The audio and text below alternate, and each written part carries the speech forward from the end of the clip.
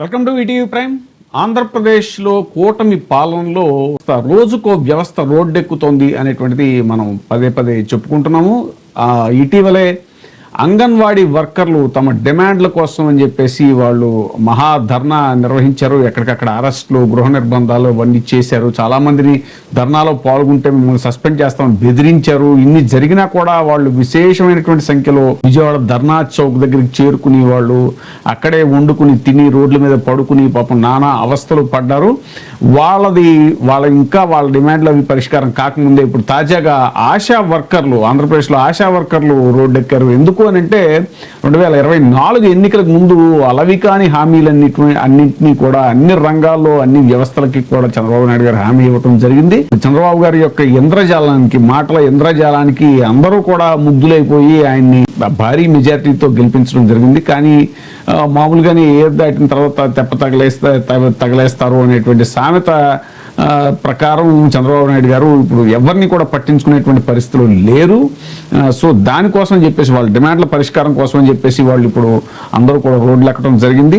ఆశా వర్కర్ల డిమాండ్లను ప్రభుత్వం నెరవేర్చిన పక్షంలో నిరవధిక సమ్మెకు కూడా వెనకాడబోము అంటూ AP ASHA workers union CITU రాష్ట్ర ప్రధాన కార్యదర్శి కె ధనలక్ష్మి ప్రకటించారు. ఏళ్ల తరబడి సేవలు అందిస్తున్నటువంటి ఆశా వర్కర్లు, కమ్యూనిటీ హెల్త్ వర్కర్లకు కనీస వేతనం 26,000 చెల్లించాలి అని డిమాండ్ చేస్తున్నారు. చెలో విజయవాడ ఆందోళనలో భాగంగా గురువారం ధర్నా చౌక్లో నిర్వహించినటువంటి మహా ధర్నాలో మాట్లాడుతూ ధర్నాకు రాష్ట్ర వ్యాప్తంగా ఆశాలు తరలి వచ్చారు. ధనలక్ష్మి మాట్లాడుతూ రోజుకో యాప్ తెచ్చి తమతో విరామం లేకుండా పని చేయించుకుంటున్నారు ప్రభుత్వం, కానీ కనీస వేతనాలు కూడా ఇవ్వకపోవడం దారుణం అంటూ ఆశా వర్కర్లతో సమానంగా పనిచేస్తున్నటువంటి కమ్యూనిటీ హెల్త్ వర్కర్లకి కేవలం 4,000 మాత్రమే చెల్లిస్తోంది. కేంద్రం, రాష్ట్రంలోని NDA ప్రభుత్వాలు సిబ్బంది జీతాలకు నామమాత్రం నిధులు కేటాయిస్తూ చేతులు దులుపుకుంటున్నాయి. మరోపక్క విద్యా, వైద్య రంగాలను కార్పొరేట్ సంస్థలకు అప్పగిస్తున్నారు అని కూడా మండిపడ్డారు. CITU రాష్ట్ర ప్రధాన కార్యదర్శి CH నరసింహరావు మాట్లాడుతూ ఎమ్మెల్యే, MLCలకు జీతాలు పెంచుకుంటున్నటువంటి ప్రభుత్వం ఆశా వర్కర్ల వేతనాల పెంపుకు మాత్రం నిర్లక్ష్యం వహించడం అనేటువంటిది అన్యాయం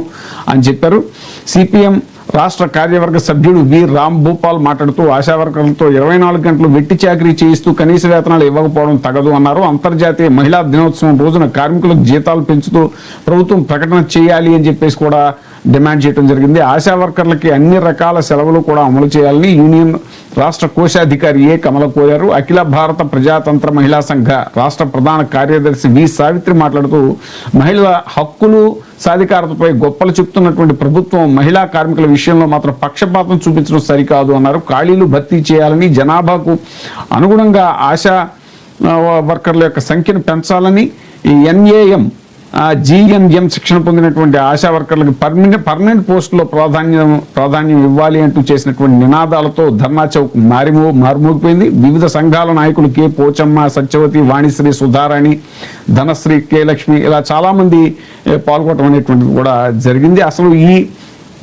ఆశా వర్కర్ల యొక్క ఇంపార్టెన్స్ ఏంటి, అసలు ఈ వ్యవస్థ ఎలాగా పుట్టింది అనేటువంటి దాని మీద మనం ఒకసారి పరిశీలిస్తే కనుక ఆశా వర్కర్లు అనంటే ASHA ఆశా అనంటే అక్రిడేటెడ్ సోషల్ హెల్త్ యాక్టివిస్ట్ వర్కర్లు అనేటువంటి వాళ్ళు గ్రామీణ ఆరోగ్య వ్యవస్థలో కీలక పాత్ర పోషించేటువంటి మహిళా ఆరోగ్య కార్యకర్తలు.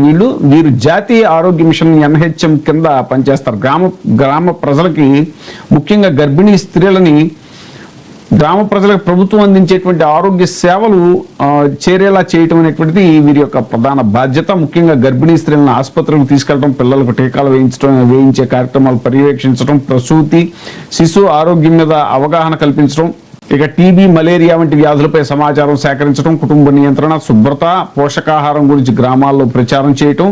అలాగే ఆంధ్రప్రదేశ్లో 4,000 నుంచి 45,000 వరకు ఆశా వర్కర్లు పనిచేస్తున్నారు. ఆశా వర్కర్ల యొక్క జీవన స్థితిగతులు చూస్తే ఆంధ్రప్రదేశ్లో ప్రస్తుతం ఆశా వర్కర్లకి సుమారు 10,000 వరకు నెలగా గౌరవ వేతనం లభిస్తుంది. వీళ్ళకి 3,000 రూపాయల స్థిర వేతనం ఉంటుంది. అదనంగా పనులు ఆధారంగా ప్రోత్సాహకాలు కూడా, ఇన్సెంటివ్స్ కూడా, అంటే వీళ్ళు ఎక్స్ట్రా వర్క్ చేస్తే ఇన్సెంటివ్స్ కూడా ఇస్తారనమాట. అంటే వారి ఆదాయం పూర్తిగా స్థిరంగా ఉండేది కాదు, అంటే వారికి ఉద్యోగ భద్రత అనేటువంటిది లేదు. ఇప్పుడు ప్రధానంగా వాళ్ళ డిమాండ్ అదే. ఆదాయం పూర్తిగా స్థిరంగా ఉండదు కాబట్టి ఇప్పటికీ వారి ఆదాయంలో ఒక భాగం పనుల ఆధారంగా ఇచ్చే ప్రోత్సాహకాల మీదే ఆధారపడి ఉంటుంది. ఆరోగ్య పరిస్థితి ఏంటి అని అంటే చాలామంది ఆశా వర్కర్లు గ్రామీణ పేద కుటుంబాల నుంచి వచ్చేవాళ్ళు ఉంటారు. వాళ్ళ ఆదాయం కుటుంబాన్ని పూర్తిగా నెట్టుకు రావడానికి సరిపోకపోవచ్చు. కొన్ని సందర్భాల్లో ప్రోత్సాహకాలు కూడా ఆలస్యంగా వస్తాయి. అందువల్ల వాళ్ళు ఆర్థికంగా చాలా ఇబ్బందులకు గురవుతూ ఉండేటువంటి పరిస్థితి. గర్భిణీ స్త్రీలకు సహాయం చేస్తారు, పిల్లల ఆరోగ్యాన్ని పర్యవేక్షిస్తారు. కానీ ప్రభుత్వ ఉద్యోగుల్లో పూర్తి హక్కులు భద్రత మాత్రం వాళ్ళకి ఉండదు. సో ప్రధానంగా వాళ్ళ యొక్క డిమాండ్ ఏంటి అని అంటే ఆశా వర్కర్లు నెల జీతాన్ని 18,000 నుంచి 21,000 వరకు పెంచాలి అని కోరుతున్నారు. వాళ్ళు పూర్తి స్థాయి ఆరోగ్య సేవలు అందిస్తున్నప్పటికీ కూడా గౌరవ వేతనం అనేటువంటిది చాలా తక్కువగా ఉంటుంది. ప్రభుత్వ ఉద్యోగుల కింద వాళ్ళని గుర్తించాలి. ప్రస్తుతం ఆశా వర్కర్ని వాలంటీర్ల కింద పరిగణిస్తున్నారు. సో ప్రభుత్వ ఉద్యోగులుగా మమ్మల్ని గుర్తించాలి, స్థిరమైనటువంటి జీతం ఉండాలి, ఉద్యోగ భద్రత ఉండాలి. ఇంకా కూడా వీళ్ళు అడుగుతుంది ఏంటంటే సౌకర్యాలు కోరుతున్నారు. కొన్ని పెన్షన్ సౌకర్యం ఉండాలి, ప్రావిడెంట్ ఫండ్ ఉండాలి, ఆరోగ్య బీమా ఉండాలి, ప్రమాద బీమా ఉండాలి, ప్రోత్సాహకాలు కూడా ఇన్సెంటివ్స్ ఏవైతే ఇస్తారో అదనపు పనులకి అవి కూడా సకాలానికి చెల్లించాలి అని, కొన్ని కార్యక్రమాల కోసం ఇచ్చేటువంటి ప్రోత్సాహకాలు ఆలస్యంగా వస్తున్నాయి అనేటువంటిది కూడా వాళ్ళ యొక్క ఇది డిమాండ్. ఇప్పుడు ఇక ఫీల్డ్ పనులకి ప్రయాణ భత్యం అనేటువంటిది చెల్లించాలి. ఎందుకంటే వాళ్ళు రకరకాల ప్రాంతాలకు తిరుగుతూ ఉండాలి కాబట్టి డేటా నమోదు కోసం మొబైల్ ఫోన్ ఇవ్వాలి. రాత్రి సమయంలో ఆసుపత్రులకు వెళ్ళేటప్పుడు భద్రత, అలాగే శిక్షణ కార్యక్రమాలకి సరైన భత్యం, ఇంకా రిటైర్మెంట్ ప్రయోజనాలు కూడా. ఆంధ్రప్రదేశ్ ప్రభుత్వం ఇటీవల 30 సంవత్సరాలు పనిచేసినటువంటి ఆశా వర్కర్లకి 1.5 లక్షల గ్రాట్యుటీ పెంచింది, గ్రాట్యుటీ ఇచ్చింది. కానీ వాళ్ళు ఇంకా మెరుగైనటువంటి రిటైర్మెంట్ భద్రత కోరుతున్నారు. రోజుకు 6 నుంచి 8 గంటలు పనిచేస్తారు. పాపం వాళ్ళు గ్రామంలో 1000 మందికి పైగా ప్రజలకు సేవలు అందిస్తారు. టీకా కార్యక్రమాలు ఇవన్నీ కూడా వాళ్ళు చూడటం జరుగుతుంది. గర్భిణీ స్త్రీల పర్యవేక్షణ, వ్యాధుల గుర్తింపు, ఆరోగ్య సర్వేలు, ప్రభుత్వ ఆరోగ్య వ్యవస్థలో మొదటి స్థాయి సిబ్బందిగా వీళ్ళు పనిచేస్తారు అని చెప్పుకోవాలి. వీళ్ళు తరచు కూడా తక్కువ జీతం అని చెప్పేసి ఉద్యోగ భద్రత లేకపోవడం, పని భారం ఎక్కువ కావటం, ఇలాంటి ప్రోత్సాహకాల మీదే వీళ్ళు ప్రోత్సాహకాలు ఆలస్యంగా రావటం, వీటి మీదే వీళ్ళు డిమాండ్స్ ప్రధానంగా ఉంటాయి. ఇక ఆంధ్రప్రదేశ్, కేరళ రాష్ట్రాల్లో కొంత మెరుగైనటువంటి వీళ్ళకి ఉన్నప్పటికీ కూడా ఇది వేతనాలు అవి ఇంకా ఎందుకంటే జీవన ప్రమాణాలు రాను రాను మారిపోతున్నాయి కాబట్టి, ధరలు పెరిగిపోతున్నాయి కాబట్టి. సో ఇప్పుడు మనం ఉత్తరప్రదేశ్లో బీహార్లో తక్కువ ఇస్తున్నారని చెప్పేసి వాళ్ళతో పోల్చడానికి లేదు. ఎందుకంటే ఇక్కడ పని భారం ఎక్కువ ఉంటుంది, ఇక్కడ జీవన ప్రమాణాలు వేరే ఉంటాయి.